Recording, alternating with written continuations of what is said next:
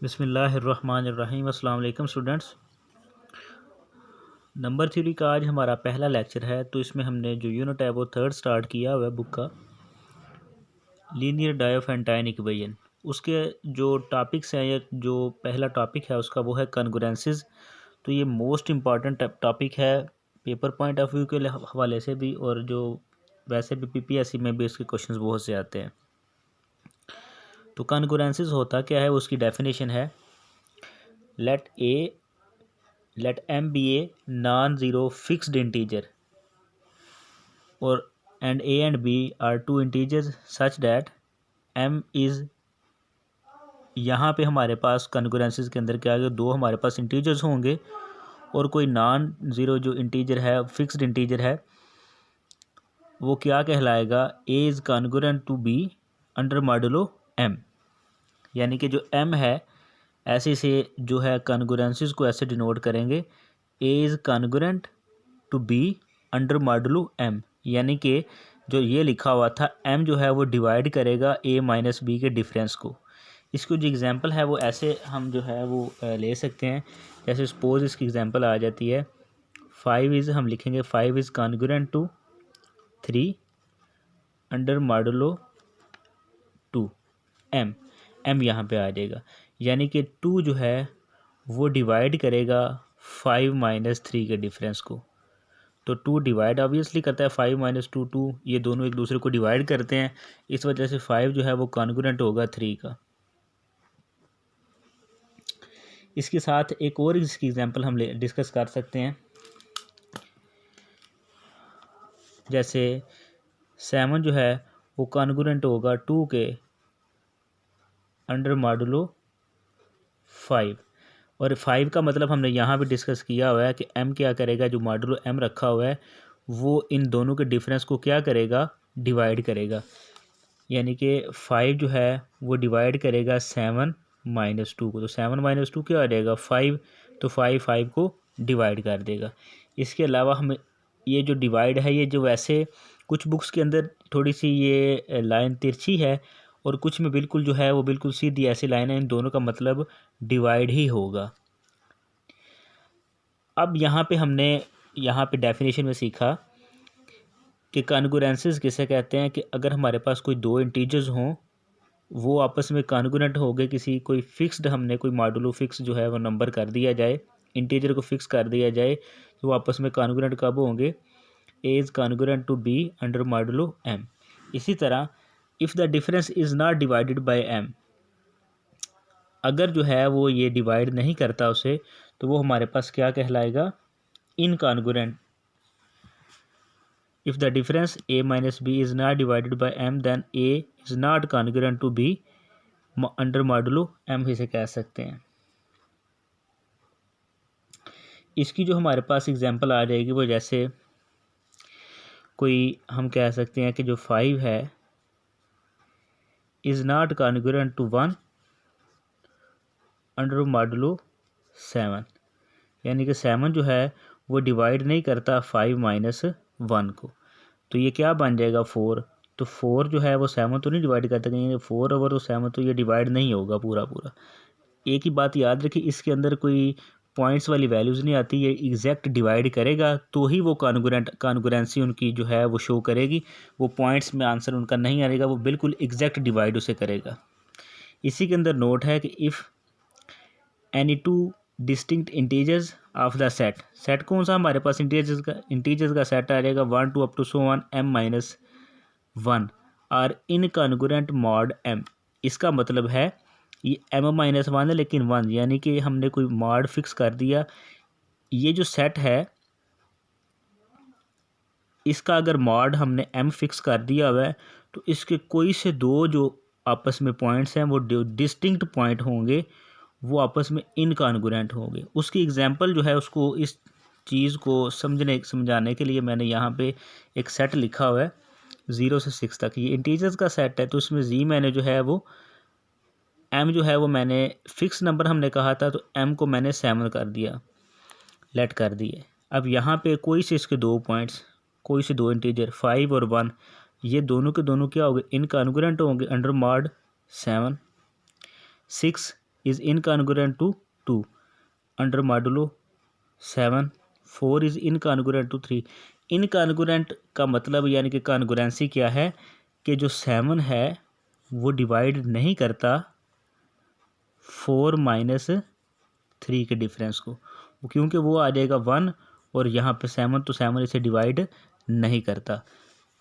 इसके अलावा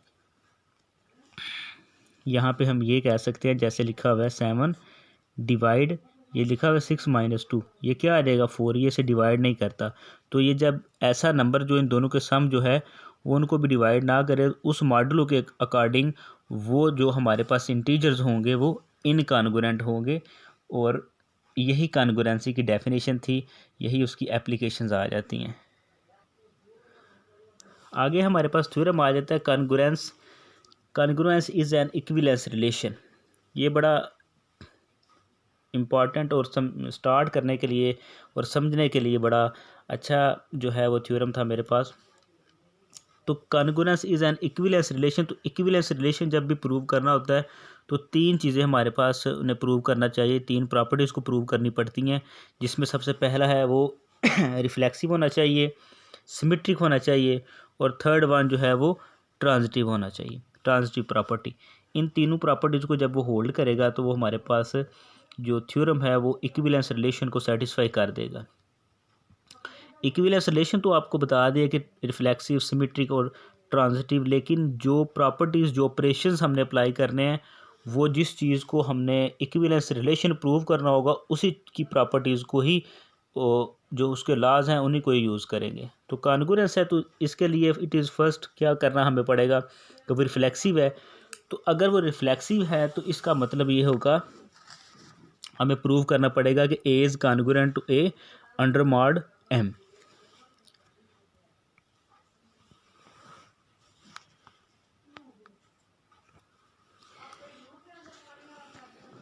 तो यहाँ पे मैंने सबसे पहले अगर a माइनस ए करूँगा तो मेरे पास क्या आ जाएगा 0। इसका मतलब कि a माइनस ए ये मेरे पास 0 के इक्वल है। पीछे हमने अगर जो चीज़ हमने पीछे प्रूव की वो क्या थी, अगर प्रूव करनी होती थी तो, और m जो है वो डिवाइड करेगा 0 को, कोई भी नंबर है वो 0 को डिवाइड करता है। अगर वो 0 को डिवाइड कर रहा है तो फिर वो a माइनस ए को भी डिवाइड करेगा, और अगर वो a माइनस ए को डिवाइड कर रहा है तो फिर इसका मतलब ये है कि मैं ये लिख सकता हूँ कि a is congruent to a under mod m। यानी कि जैसे हमने पीछे प्रूव किया वो क्या था कि a is congruent to b under mod m, यानी कि m जो है वो डिवाइड करता है a माइनस बी के डिफरेंस को। तो अगर ये a माइनस ए है तो अगर ये से डिवाइड कर रहा है उसका मतलब a is congruent to a under mod m। तो ये पहली प्रॉपर्टी हमारी प्रूव होगी। दूसरा क्या है, इट इज़ सिमेट्रिक। सिमेट्रिक जब भी प्रूव करना होता है तो सिमेट्रिक की क्या चीज़ प्रूव की जाती है कि अगर एक चीज़ हमने लेट करनी है a is congruent to b under mod m, तो हमने प्रूव क्या करना है b is congruent to a। अगर इसको हमने क्या प्रूव करना है कि b is congruent to a under mod m। अगर ये हमने प्रूव करना है तो हमने यहाँ पर लेट किया कि इफ़ ये हमारे पास a is congruent to b under mod m, तो m क्या करेगा, इन दोनों के डिफरेंस को डिवाइड करेगा। अगर इन दोनों के डिफरेंस को डिवाइड कर रहा है तो हमारे पास इन दोनों का जो डिफरेंस है वो इसके इक्वल आ जाएगा एम एक्स के। m क्या है हमारे पास, m तो हमारे पास ये मॉड है, लेकिन ये जो मॉडुलो है, लेकिन x जो है वो इसके साथ मल्टीपल आ जाएगा। मल्टीपल क्या चीज़ हमारे पास आ जाती है, जैसे हम डिवाइड करते हैं 6 है उसे 3 से डिवाइड करें तो 3 2s आर 6। इसका मतलब मैं यहाँ पे ये लिख सकता हूँ ना कि ये मेरे पास जो 6 है ये 3 इंटू 2 का मल्टीपल आ जाएगा।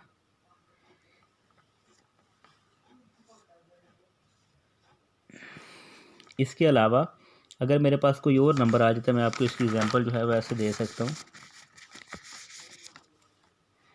जैसे यहाँ पे मेरे पास कोई मैं ये लिखता हूँ कि 5 is congruent to under modulo 3। अगर ये अंडर मॉडुलो 3 है मेरे पास तो इसका मतलब क्या होगा कि 3 डिवाइड करेगा 5 माइनस 2 के डिफरेंस को। तो इसका मतलब होगा कि ये 3 डिवाइड करेगा 3 को, तो ये बात ठीक होगी कि ये से इसका कॉन्ग्रुएंट है। इसका मतलब तो इसको अगर ये हमारे पास कंडीशन तो सेटिस्फाई कर रहा है ना कॉन्ग्रुएंसी की, तो इसे हम 5 - 2 कॉन्ग्रुएंट टू 0 अंडर मॉडुलो 3 भी लिख सकता हूँ मैं। ये जो 2 है मेरे पास, ये दूसरी साइड पे जाएगा तो 5 - 2, तो मैं इसे ऐसे लिख सकता हूँ 3 is congruent to 0 under modulo 3। जो ये वाली कंडीशन जो है वो सेटिस्फाई कर जाएगा। उसकी कंडीशन कैसे सेटिस्फाई करेगा कि 3 इज़ कॉन्ग्रुएंट टू 3 - 0, तो ये 3 इज़ कॉन्ग्रुएंट 3 इज़ डिवाइड करेगा 3 को, ठीक है। और ये भी यानी कि जिसके साथ कुछ नहीं 0, तो इसका मतलब मेरे पास रिमाइंडर क्या आ जाएगा, इसका रिमाइंडर तो है नहीं, मैं ऐसे कह सकता। और ये मेरे पास यहाँ पे इस केस से ये कंडीशन आ जाएगी और इसका मतलब ये a - b आ जाएगा। यानी कि जब भी हम a - b को जो डिफरेंस इनका करेंगे तो जो हमारे पास नंबर आएगा वो इस m का जो है, यहाँ पे m असल में आता है ना, और ये a है और ये b है हमारे पास, तो वो इस m का मेरे पास क्या आ जाएगा, मल्टीपल आ जाते हैं।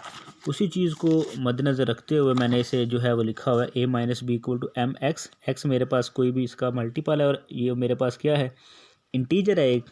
तो यहाँ से मैंने असल में हमें प्रूव क्या करना है, b is congruent to a symmetric, यही चीज़ होती है। और अगर मैं इससे माइनस कॉमन ले लेता हूँ, कॉमन यहाँ से ले लिया, तो ये मेरे पास ये जो नेगेटिव है, ये नेगेटिव साइन दूसरी साइड पे जाएगा। मैंने मॉडुलो की बजाय मैंने इस x के साथ रख दिया, जो मेरे पास एक इंटीजर है। अगर ये इंटीजर है तो मैंने इस -x को मैंने x1 से रिप्लेस कर दिया, और x1 क्या है, ये भी मेरे पास एक इंटीजर है, तो ये दोबारा वही कंडीशन आ गई। इसका मतलब क्या आ जाएगा, यहाँ पे a था तो a कॉन्ग्रुएंस पहले था, अब यहाँ पे क्या आ गया, b। इसका मतलब अगर ये है तो ये इन दोनों का डिफरेंस जो है, इन दोनों के डिफरेंस को क्या करेगा, m क्या करेगा, डिवाइड करेगा। और अगर ये डिवाइड कर रहा है तो इसका मतलब b is congruent to a। यही हमने साबित करना था, स्टार्ट किया था a is congruent to b, तो m डिवाइड करेगा a - b को। यहाँ पे क्या आ गया, m डिवाइड करेगा b - a को, तो b पहले आ गया, तो b is congruent to a। तो यही हमने सिमेट्री में चीज़ प्रूव करनी थी। अब बात आ जाती है ट्रांजिटिव प्रॉपर्टी। ट्रांजिटिव के लिए हमें दो चीज़ें लेट करनी पड़ेंगी, a is congruent to b, b is congruent to c। हमें साबित ये करना होगा कि a कॉन्ग्रुएंट होगा c के। तो अगर ये कॉन्ग्रुएंट है, हमारे पास कॉन्ग्रुएंसी है, तो इसका मतलब अंडर मॉडुलो दोनों m है, सेम मॉडुलो है, तो ये a - b को डिवाइड करेगा और ये b - c के डिफरेंस को डिवाइड करेगा। इन दोनों को मैंने इक्वेशन नंबर 1 और इक्वेशन नंबर 2 का नाम दे दिया।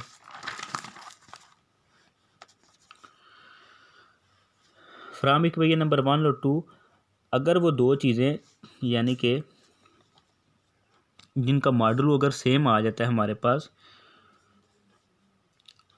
तो उन दोनों का जो सम होगा वो भी उसी मॉडुलो के अकॉर्डिंग ही उसे डिवाइड करेगा।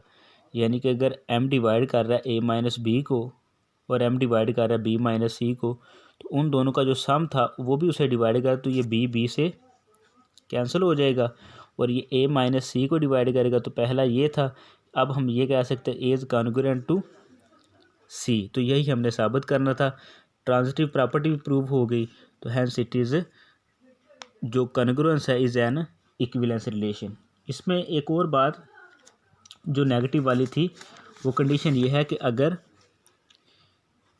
m जो है वो a - b को डिवाइड कर रहा है, इफ़ एंड ओनली इफ़ ये प्रॉपर्टी है कि जो नेगेटिव -m है वो भी a - b को डिवाइड करेगा। यानी कि 2 अगर 4 को डिवाइड कर रहा है तो -2 भी 4 को डिवाइड करेगा, ये कंडीशन थी। और इसी तरह जो ये वाला जो मैंने इक्विवेलेंस, जो ये आपको इन दोनों को मैंने ऐड कर दिया, वो ऐसे है कि यानी कि अगर 3 जो है वो डिवाइड कर रहा है मेरे पास 9 को, और 3 डिवाइड कर रहा हो मेरे पास 6 को, तो जो 3 है वो 9 + 6 को भी डिवाइड करेगा, वो मेरे पास 15 आ जाएगा और ये इससे भी डिवाइड करेगा। यही कंडीशन जो वो मैंने यहाँ पे अप्लाई की, जिससे ये प्रूव हो जाता है। तो सो आज आपका लेक्चर सिर्फ यही था, कॉन्ग्रुएंस क्या चीज़ है, उसकी डेफिनेशन, उसके कंसेप्ट्स, और एक congruence is an equivalence relation. आज से तो स्टार्ट ही था। इंशाल्लाह जो नेक्स्ट आपका लेक्चर होगा उसमें आपके 1 या 2 आर्टिकल मज़ीद मैं इंक्लूड कर दूँगा।